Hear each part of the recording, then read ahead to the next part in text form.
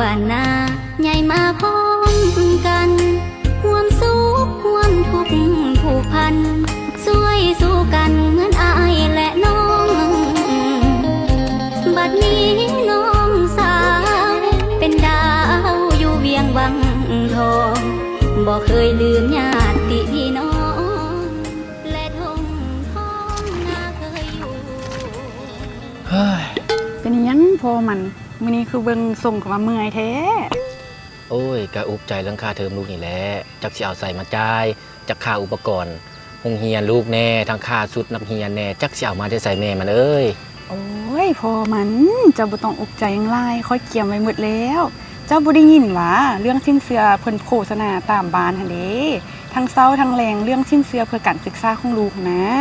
ค่อยโทรสอบถามเพิ่นแล้วสิ้นเสือเพื่อการศึกษานี่นะเพิ่นเน้นทางด้านการศึกษาให้ลูกเลยก็คือเฮาสามารถเอาเงินก้อนนี้เนาะไปลงทุนซื้อเครื่องซื้ออุปกรณ์การเรียนให้ลูกแล้วจึงมาผ่อนจ่ายกับเพิ่นตามหลังดอกเบี้ยมันก็บ่สูงได้พอมันโอ้ดีแท้เจ้าติดต่อเพิ่นทางใดข่อยอยากแนะนำให้หมู่ข่อยฮู้จักพอเห็นมันกระจมเรื่องค่าเทอมลูกมันคือกันเบอร์โทรเพิ่นแม่น58236555โอ้ดีแท้แม่มัน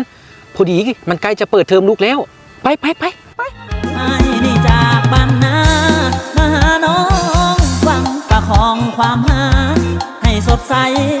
ยันแต่น้องคนดีบ่เห็นใจหรือตีว่ายากจนทนบ่